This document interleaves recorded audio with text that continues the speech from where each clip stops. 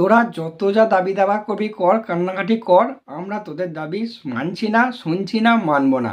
এটা আমার কথা নয়, এটা আইসিসির কথা, যেটা বলছে পাকিস্তানকে।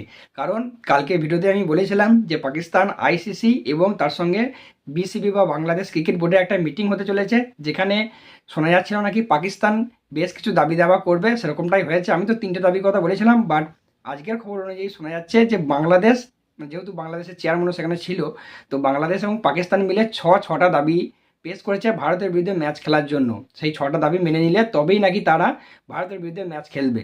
তো এই ভিডিওতে সেটা নিয়ে আলোচনা করব, এবং আইসিসি কোন কোন দাবি দাবাগুলো মানলো এবং কোন কোন দাবি দাবাগুলো রিজেক্ট করে দিল সে ব্যাপারেও কথা বলবো। তবে তার আগে একটা কথা আমি বলতে বাধ্য হচ্ছি, যে গিরগিটি এরকম রং পাল্টায় না যেরকম পাকিস্তান ক্রিকেট বোর্ড যেভাবে রং পাল্টায় বা পাকিস্তান যেভাবে রং পাল্টায়। মানে সত্যি হ্যাটস অফ পাকিস্তানকে এইভাবে রং পাল্টানোর দিক থেকে, যেটা হয়তো অন্য কেউ পারবে না, এমনকি গিরগিটিও এত তাড়াতাড়ি রং পাল্টাতে পারবে না। আবার এমনকি শোনা যাচ্ছে যে পাকিস্তানের যে প্রধানমন্ত্রী আছে, যারা আর কি ডিসিশন নিয়েছিল যে ভারতের বিরুদ্ধে তারা ম্যাচ খেলবে না, সে নাকি ফাইনালি পারমিশনও দিতে চলেছে পাকিস্তানের, মানে ভারতের বিরুদ্ধে পাকিস্তানের ম্যাচ খেলার জন্য। তো কি কি দাবি দাবা সেই সব কিছু এক ধার থেকে আলোচনা করব, এবং কোনটা মানলো না মানলো, কোনটা মানলো না আইসিসি, সে ব্যাপারেও বলবো।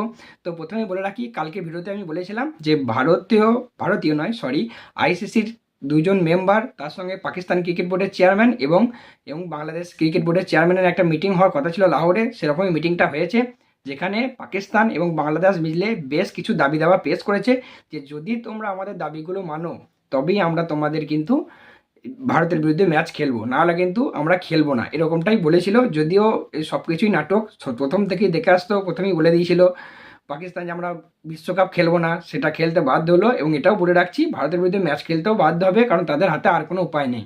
তো এবার দেখা যাক কী কী দাবি দাবা তারা মিলে পেশ করেছিল। তো আমি এক ধার থেকে পড়ে শোনাচ্ছি, নাহলে ভুলে যাব। তো প্রথম দাবি হচ্ছে, যেহেতু পাকিস্তান এবং বাংলাদেশ মিলেছিল, তো প্রথম দাবি হচ্ছে পাকিস্তান এবং ভারতের মধ্যে বায়োল্যাটারাল সিরিজ হতে হবে, যেটা 2007 সালের পর বন্ধ হয়ে গেছিলো। সেটা টি-20 হোক, ওডিআই হোক, বা ওয়ার্ল্ড টেস্ট চ্যাম্পিয়নশিপ বা টেস্টে হোক। তার সঙ্গে এটাও দাবি করেছিল যে ভারত, বাংলাদেশ এবং পাকিস্তান মিলে কিন্তু একটা ট্রাই সিরিজ করারও দাবি দাবা রেখেছিল, যে ট্রাই সিরিজ করানো হোক।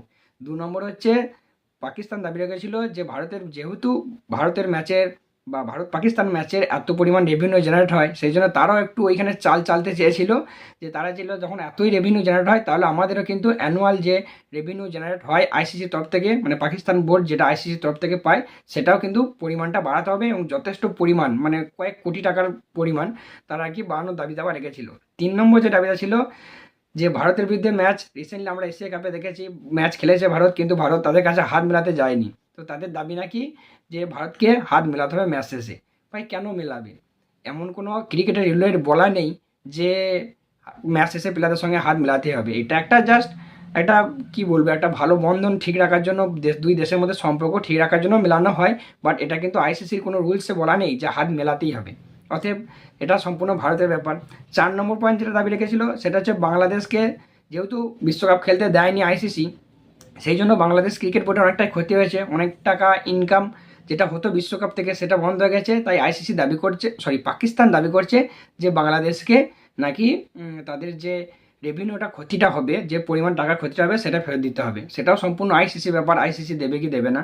5 নম্বর দাবি যেটা হচ্ছে, দুই দেশকে, মানে দুই দেশ কি, অর্থাৎ বাংলাদেশ এবং পাকিস্তানকে আইসিসি যে সমস্ত ইভেন্টগুলো হয় সেগুলো হোস্ট করতে দিতে হবে। তো আইসিসি কেন দেবে না? কিন্তু তোমরা যে হোস্ট করার জন্য যে সমস্ত ক্রাইটেরিয়া, সেগুলোই তো পূর্ণ করতে পারছো না। একবার শ্রীলঙ্কা খেলতে গেল, তাদের বিরুদ্ধেই তো শুনছিলাম নাকি গুলিগালা চলছিল। তাহলে একটা আইসিসির মতো টুর্নামেন্ট হওয়ার আগে অবশ্যই, মানে আইসিসি একটা এত বড় টুর্নামেন্ট হওয়ার আগে আইসিসি কিন্তু অবশ্যই ভাববে যে বাংলাদেশ বা পাকিস্তানে তারা কোনো টুর্নামেন্ট হোস্ট করবে কি করবে না। 6 নম্বর যে দাবিটা, সেটা হলো যে 2031 পর্যন্ত হাইব্রিড মডেল কন্টিনিউ করতে হবে। এবং লাস্ট যে দাবিটা, যে ভারত যেন এই বছরের শেষ দিকে বাংলাদেশ ট্যুর করে। যে ট্যুরটা আর কি গত বছর হওয়ার কথা ছিল ভারত এবং বাংলাদেশের মধ্যে 3 ম্যাচের ওডিআই সিরিজ, কিন্তু ভারত খেলতে রাজি হয়নি বা যেতে রাজি হয়নি সিকিউরিটি রিজনের জন্য।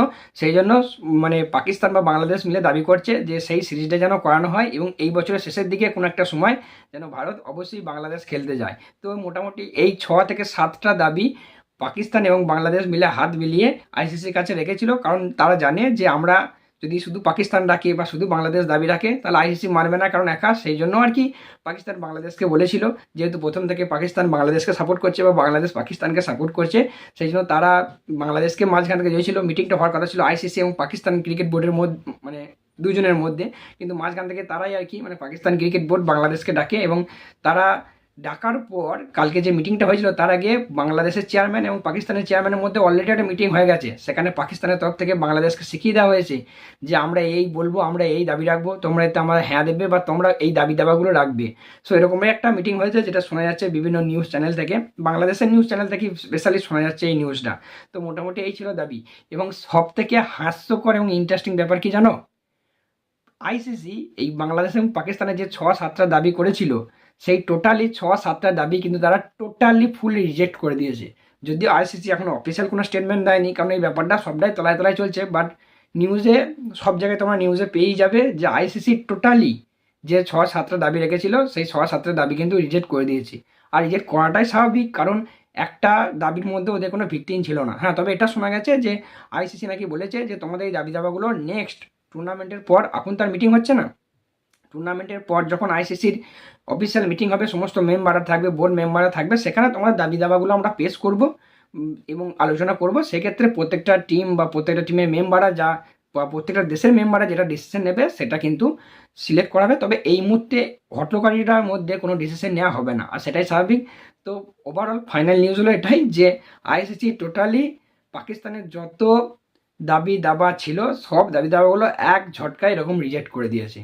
এবং তারই সঙ্গে এটাও শোনা যাচ্ছিল যে আজকে নাকি যে পাকিস্তানের চেয়ারম্যান, মানে পাকিস্তান ক্রিকেট বোর্ডের চেয়ারম্যান এবং তার সঙ্গে তোমার পাকিস্তানের পিএম অর্থাৎ শাহবাজ শরীফ এবং মহসিন নাকবিক নাকি যাই হোক, নাম দুটো হয়তো ভুল বলতে পারি, এদের দুজনের মধ্যে একটা মিটিং ছিল। কারণ পাকিস্তান ক্রিকেট বোর্ড কিন্তু একবারও বলেনি তারা ওয়ার্ল্ড কাপে ভারতের বিরুদ্ধে ম্যাচ খেলবে না, বলেছিল পাকিস্তান গভর্নমেন্ট। তো সেই জন্য আর কি চেয়ারম্যান এবং গভর্নমেন্টের মধ্যে আজকে একটা মিটিং ছিল, এবং সেই মিটিংয়ের যে আলোচনা হয়েছে সেখান থেকে তারা কোনো প্রেস কনফারেন্স তো করেনি, তবে কিছু লিক্স যেখান থেকে আসছে এবং শোনা যাচ্ছে যে পাকিস্তানের পিএম যে কিনা কিছুদিন আগেই বলেছিল ভারতের বিরুদ্ধে তারা ম্যাচ খেলবে না, সে নাকি ফাইনালি অ্যাপ্রুভাল দিতে চলেছে পাকিস্তানকে যে যেন ভারতের বিরুদ্ধে ম্যাচ খেলে। আর ভাই দিতে বাধ্য, আমি আবার বলছি দিতে বাধ্য, এবং পাকিস্তান খেলতে বাধ্য, কারণ পাকিস্তান যদি না খেলে তাদের হাতে কোনো দোসরা অপশন নেই, সেকেন্ড কোনো অপশন নেই, খেলতে বাধ্য। যদি না খেলে তাদের পরিণতি কী হবে সেটা আমি অলরেডি ভিডিওতে আগেই আলোচনা করে নিয়েছি, যদি না দেখে থাকো তো বা না জেনে থাকো দেখে নিতে পারো, এবং সেটা তারা খুব ভালো করে জানে যে তাদের পরিণতি কী হতে চলেছে। তো মোটামুটি এই ছিল এখনও পর্যন্ত ভারত এবং পাকিস্তানের মধ্যে নিউজ এবং আইসিসির মধ্যে নিউজ। তো আমি এইটুকু শিওর, এই ভিডিও আপলোড করার পর আরও অনেক কিছু আপডেট আসবে, তো তার জন্য তোমরা টেলিগ্রামে অবশ্যই জয়েন হয়ে যাও, কারণ কোনো ছোটো বড়ো আপডেট এলে সবার আগে আমি সেখানেই জানাবো। বাকি বড় কিছু আপডেট এলে তো ভিডিওর মাধ্যমে তোমরা জেনে যাবি। সো আজকে ভিডিওটা এতটাই। সো চলো দেখা হচ্ছে আবার পরবর্তী আপডেট নিয়ে।